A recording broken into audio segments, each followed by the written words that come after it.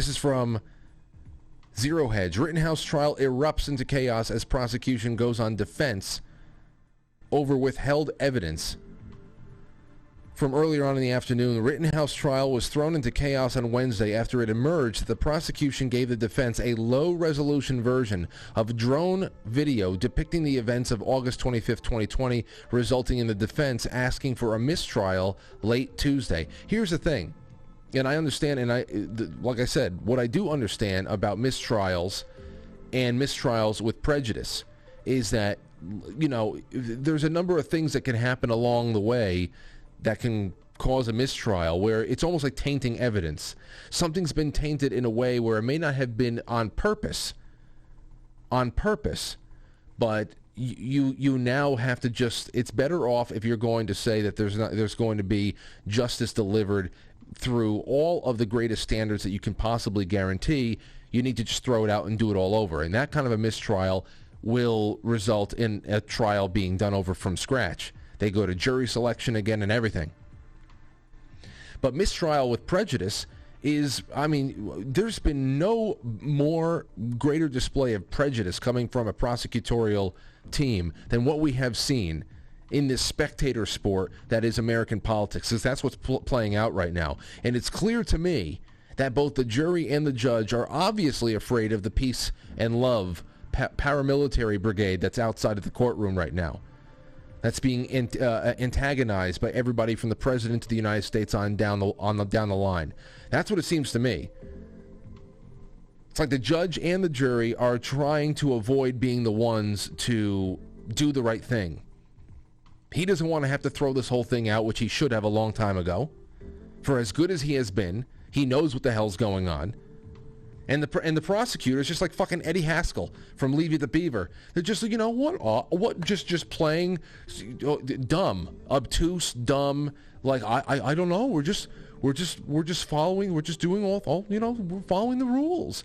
I don't get it. They don't understand. Eddie Haskell, that's what he is over there. So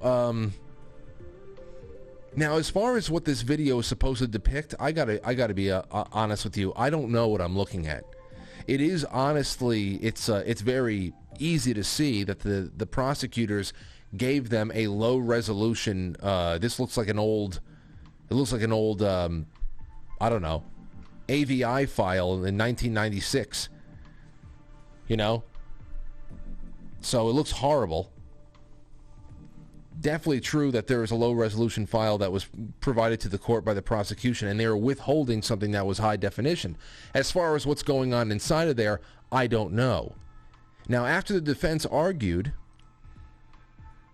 that they were given a low-resolution version of the video, it also emerged that the video had a different creation date, different name, and a much smaller file size.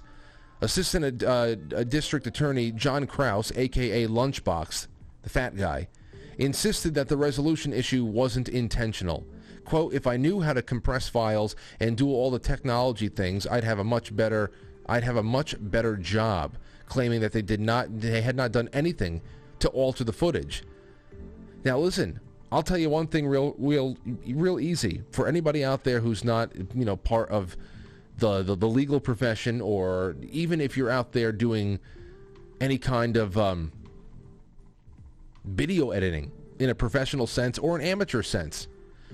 I think we can all agree that there's only two ways that a video can be changed in one way or another, especially a video file, a name, or anything like that. And that is if you save like a duplicate video on your desktop, and then the computer automatically tries to differentiate between the copy and the original by putting like a different number inside of parentheses or something like that, or it's been altered by somebody, physically changed. So they're obviously screwing with people, and they're playing dumb all along the way. Now, why this is happening, and why it hasn't been thrown away, and the longer it goes on, the worse it is. The worse it is for everybody. And it's certainly bad for the United States, because unless you have done something that has flown underneath the radar of the media, there is going to be new precedent in this country, and if anybody, God forbid, you are in the crosshairs like Kyle Rittenhouse is, who honestly was the only person in the street that day that was not a criminal. Wasn't a criminal. Everybody, long rap sheets, violent, horrible.